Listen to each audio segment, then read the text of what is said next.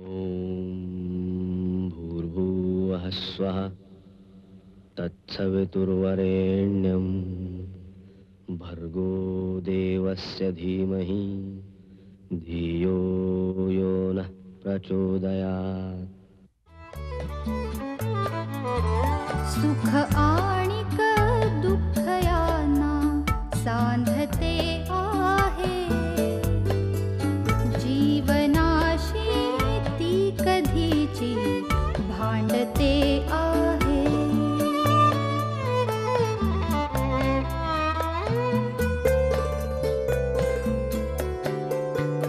दोन डोळ्यांनी मुक्याने बोलताना ती वेगळे काहीतरी बघ सांगते आहे।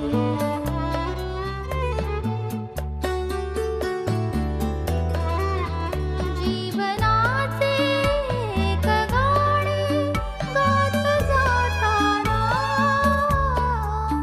वेगळीशी चाल त्याची बांधते आहे। जीवनासाठी जणू ही अकस्मिता, सुखाणिक दुःख वेडी अवंतिका।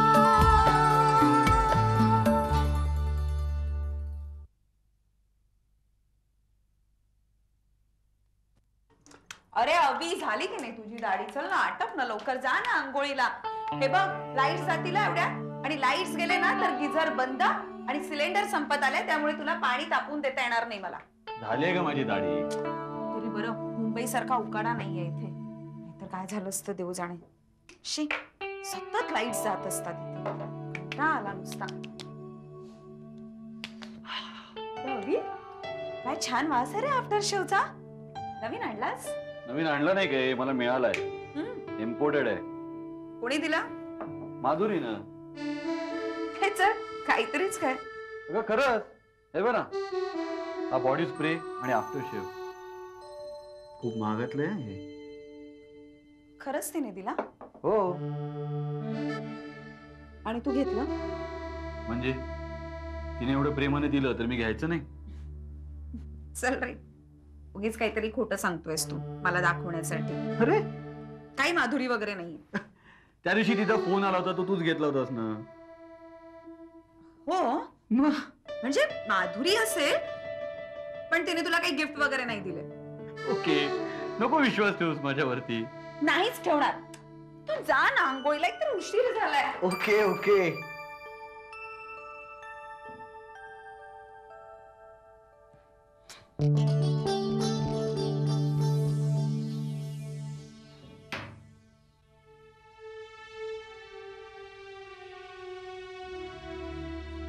अनीश, बेटे ब्रेकफास्ट तयार है। नकोय मला ब्रेकफास्ट।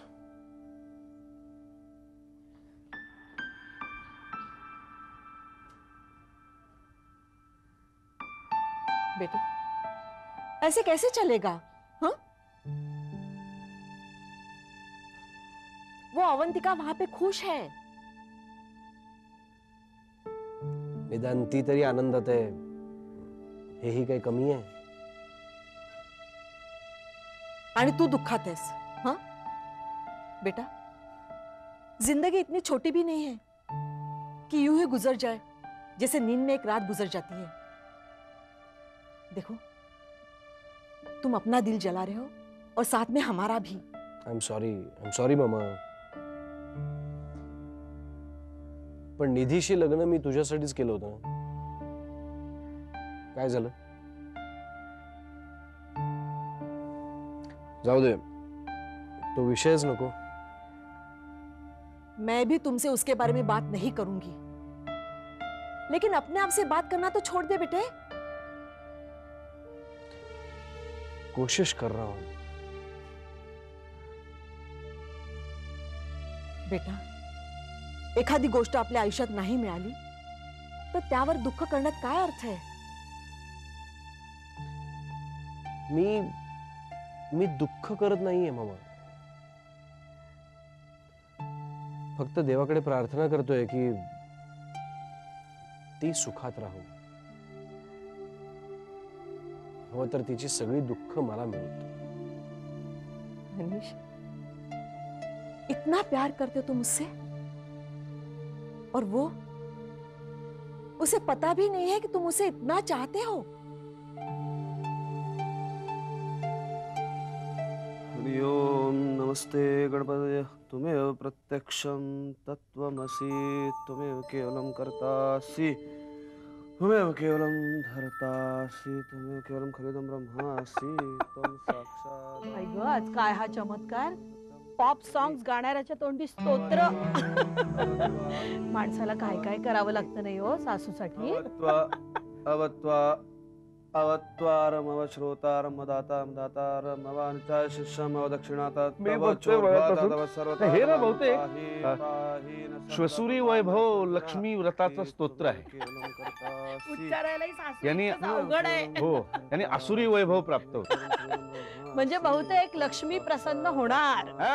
एवढ्यात होत नाही काही. दर मंगळवारी गणपतीला 21 लाल फुलं व्हावी लागतात. तांब्याच्या भांड्यामध्ये पाणी ठेवून त्याच्यावर हात ठेवून दुसरं स्तोत्र म्हणावं लागतं. आई गो, इतकं सगळं. त्याच्यापेक्षा कठीण असतं स्तोत्र.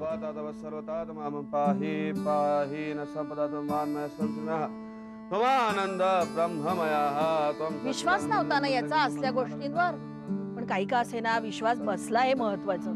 म्हणजे झालंच ना तर चांगलंच होईल. पण देवाने कृपा केलीस तर क्रेडिट आणि वैभव श्वसुरी देवींना मिळणार. द्वारे वाकपदानितं गुणत्रयातीतं देहत्रयातीतं कालत्रयातीतं मूलधाराय नित्यं त्वं शक्तित्रयात्मकः योगिनिदानितं तं ब्रह्मास्तं विष्णु.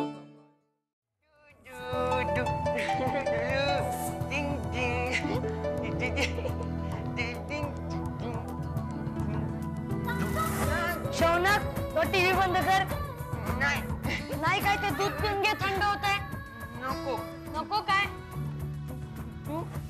जा बघ, मी खरंच आहे विमान मध्ये. बघ नको ना, मग ते दूध पिऊन घे. चल ते बिस्किट खा.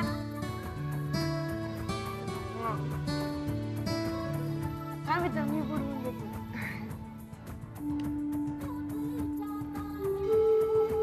हे घे खा. तू का. अरे नको, अरे दूध पिऊन झाल्यावर आंघोळीला जायचं बरं का. हे घे. तेजस, शाळेला नाही का जायचं? का घालू पाणी डोक्यावर? काय रे जरा की तुझी कटकट. कटकट म्हण नाही तर मचमच म्हण. तडक उठायचं, तोंड धुवायचं, ब्रश करायचं, दूध प्यायचे, आंघोळ करायची. शाळेचं सगळं सामान तयार आहे. आता उठ बरं. हात दे. अरे अरे कसा पडला. गप्प बसा. सांगू का तुमचं नाव काकूला? नको. आता काय झालं? मी उचलतो. गप्प बसा, मी फोन घेतो. हॅलो, हा कोण बोलतंय? काकू, पोलिसांचा फोन. पोलिसांचा फोन आहे काकू. हॅलो, मी अनिता देशमुख बोलते.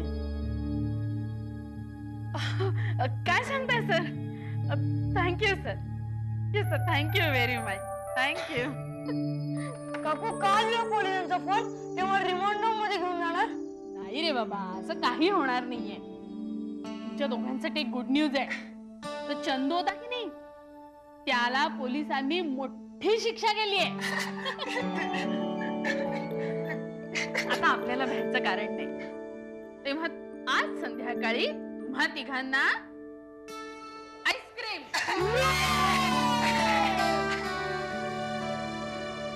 पण ती तर सध्या तुला रोज फोन करते. करू दे ना फोन. तुला सांगतो की माझ्या आयुष्यामध्ये यापूर्वी मैत्रीण हा प्रकार कधीच नव्हता. आणि माझ्या दुर्दैवाने मला एवढा चांगला मित्रही कधी भेटला नाही. पण माधुरीला भेटल्यानंतर मला काय वाटलं माहिती, आपल्याला सुद्धा अशी एक मैत्रीण. अरे किती मोकळेपणाने बोलते, किती प्रामाणिकपणे बोलते, किती खरं बोलते. हा खरेपणा मला भावला. So I enjoy her company. Avinash, मला असं वाटायला लागलंय की तू काय काय काय काय काय वाटायला काय लागलंय तुला? ए जा विस्की, तू ना फक्त स्वतःच्या पॉइंट ऑफ व्ह्यूने विचार करतोय. मला सांग, जगामध्ये निखळ मैत्री अस्तित्वातच नाहीये का? Platonic friendship. अरे प्रत्येकाला वाटत असतं की अशी एखादी व्यक्ती असावी जिच्याजवळ आपण आपलं मन मोकळं करू शकतो, काही गोष्टी शेअर करू शकतो, दुःख व्यक्त करू शकतो. असं असूच शकत नाही. अविनाश, हे सगळं मला मान्य आहे. अशी मैत्री 2-4 भेटींमध्ये होत नाही रे. पर भेटलं म्हणून कुणी कुणाला गिफ्ट वगैरे देत नाही, वाटलं म्हणून. हा, त्यामागे नक्कीच काहीतरी हेतू असतो. नाही नाही विस्की, मला हे पटत नाही. प्रत्येक ठिकाणी प्रत्येक वेळेला आपले ठोकताळे लागू पडतातच असं नाही. तसं असेल ना तर मग जगामध्ये अपवाद निर्माणच झाले नसते अरे ना. पण तू का तिच्या वागण्याचं एवढं समर्थन करतोयस? याचाच अर्थ असा याचा की अर्थ काहीही नाही. चला मित्रवर्य, मी तुम्हाला प्रत्येक गोष्ट सांगतो ना. उर्मिला, अगं शैलेशचा फोन आला होता. परवा लग्न आहे त्या दोघांचं. जाऊया ना, आपल्याला बोलवलंय.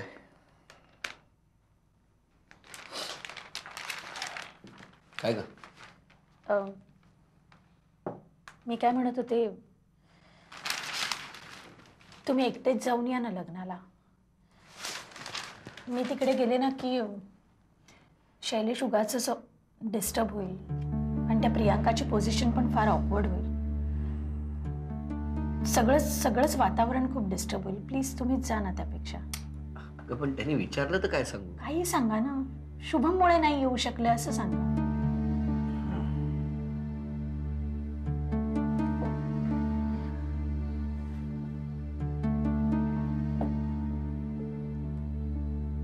उर्मिला, एक विचारू? खरं सांगशील? हो.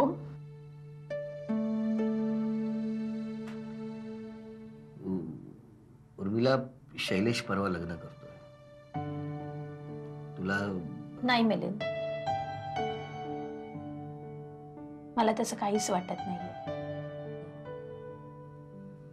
उर्मिला, माझा तुझ्यावरती पूर्ण विश्वास आहे. पूर्वीच्या प्रियकराला विसरून जाणं वाटतं तेवढं सोपं नाहीये. असंख्य आठवणी असतात मनात. एक क्षण तर मला वाटलं होतं की तू खरंच जातीस की काय. तोच निर्णयाचा क्षण जास्त महत्वाचा होता. त्यात तुमच्या प्रेमाचं पारडं जास्त होतं. मला आता आपल्या संसाराशिवाय दुसरं काहीच महत्वाचं वाटत नाही. माझ्या आयुष्यात तुमची जी जागा आहे ती दुसरं कोणीही घेऊ शकणार नाही. आणि यापुढे मीही दुसऱ्या कोणाचा विचार करू शकणार नाही.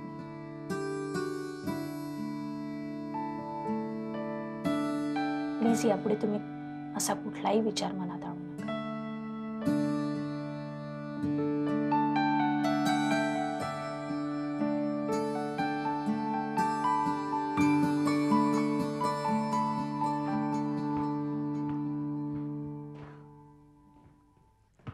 गुड मॉर्निंग मामा. Good morning Saurabh.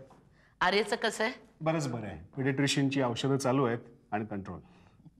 आपल्याला उद्या निखिलच्या एंगेजमेंटला जायचं आहे ना लक्षात? हो हो मामा, एक छोटासा प्रॉब्लेम आहे. पण काय झालं आता? मुंबईच्या मेहरांची मी मीटिंग ठरवली उद्या आणि आधीपासून ठरली. आणि you know he is very important. Yes I know. आपण असं करूया ना, तुम्ही सगळे पुढे व्हा. मीटिंग आटोपल्यावर मी येतो तिकडे. ठीक आहे, पण ऍक्च्युअल सेरेमनीला मात्र तुम्ही हजर असायला हवं. Of course I not miss that. Okay. Hello, हा कारखानी सा. नाही नाही, आलेत, बसून ठेवा त्यांना. मी पोचतोच आहे तिकडे. हो, मी निघतो. क्लायंट आलाय तिकडे ऑफिसमध्ये. हा सौरभदा, काय रे? मला तुझ्याशी बोलायचंय. आत्ता एवढं काय बोलायचं तुला? तुला खरंच माहित नाही मला काय बोलायचंय ते. मला खरंच वेळ नाहीये. क्लायंट तिथे ऑफिसमध्ये बसला. अरे कारखानीसांनी फोन. सौरभदा, मला काय माहिती? आता वेळ नाही. तू मीटिंग संपल्यावर तू ये ऑफिसमध्ये. अभिषेक, काय झालंय Abhishek? You looking very disturbed.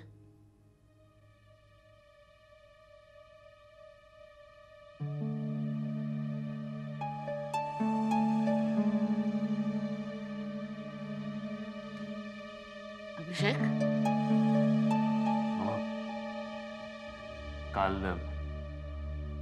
काल मीटिंग वरून परत येताना सौरभदाला मैथिलीच्या बिल्डिंग मधून बाहेर येताना बघितलं. तुम्हाला माहिती आहे मामा, सौरभदा मैथिलीला अजूनही भेटतोय. मला हे आज माहिती झालं?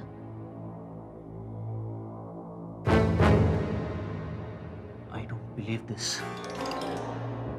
तुम्हाला हे सगळं माहिती आहे? अभिषेक, तुम्ही तुमच्याच दुनियेत असता. सौरभनी लग्नानंतरही मैथिलीला भेटणं सोडलेलं नाहीये. But this is not fair mama.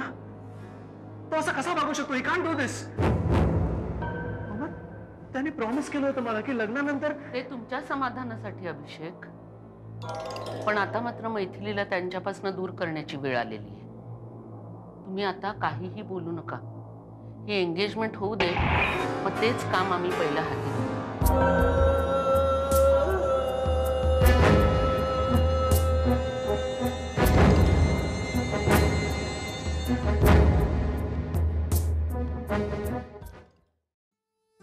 छान झालं नाही प्राजक्ताचं लग्न? मोठी गर्दी होती. बरं झालं आपण लवकर निघालो ते, नाहीतर तनया बुजलीच असती. बाई, पूर्ण वेळ तनया माझ्या कडेवर होती. माझा हात लागला दुखायला. एक दिवस स्वतःच्या मुलीला सांभाळलं तर काही बिघडत नाही. ही बरी असते ना तुमची आयडिया. आपल्या मुलाला एकदा नवऱ्याच्या कडेवरती सोपवलं की लग्न समारंभातली कुठलीही सुंदर मुलगी त्याच्याकडे डुंकूनही बघणार नाही, तुम्हाला खात्री. एरवी सुद्धा कोण पाहणार आहे? ए जाऊन द्या, बोल नको ते काय. ए, माझा मुलगा छान गोरा गोमटाय, स्मार्ट नसला तर. काय काय तुम्हाला कॉम्प्लिमेंट देतेस का कॉम्प्लेक्स देतेस? अरे स्मार्ट म्हणजे सौरभ सारखा. खरंच छान नवरा मिळवला हो तुझ्या बहिणीनं. शिकलेला, श्रीमंत, स्मार्ट, घराणंही मोठं, शिवाय स्वभावानं सुद्धा चांगला आहे हो तो. अवंतीला खूप जपतो तो. त्याचं खूप प्रेम आहे तिच्यावर. माहितीये माहितीये. माझं नाहीये प्रेम तुझ्यावरती. मला फक्त त्यांच्यासारखं शो करता येत नाही. आणि आम्ही पण जर जहागीरदारांच्या घराण्यात जन्माला आलो असतो ना, तर आम्ही सुद्धा स्मार्ट झालो असतो. एरंडवण्यात जन्माला येऊन लक्ष्मी रोडच्या चिंचोळ्या गल्लीत वाढून चेहऱ्यावरती कुठून आणणार स्मार्टपणा? ए, तसं काही नाही हा. एरंडवण्यात माझाही एक स्मार्ट मित्र राहतो. ऐकतेच नाही? एरंडवण्यात तिथे एक स्मार्ट मित्र राहतो. मग करायचं होतंच त्याच्याशीच लग्न. आमचं नशीब अवंतिकासारखं कुठे आहे? आणि मी सुंदरी नाही ना, तू म्हणतोस त्याप्रमाणे. ए पुरे ग, तुमचा दोघांचाही जोडा छान दिसतो आणि त्यांचाही जोडा छान दिसतो. चल मी कपडे बदलून येते.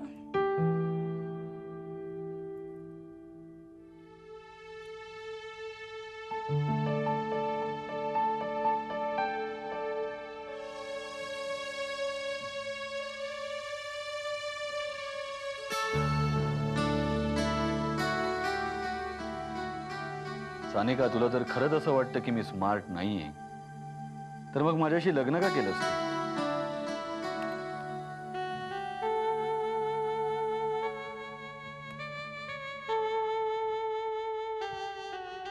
कारण तू खूप गोड आहेस म्हणून.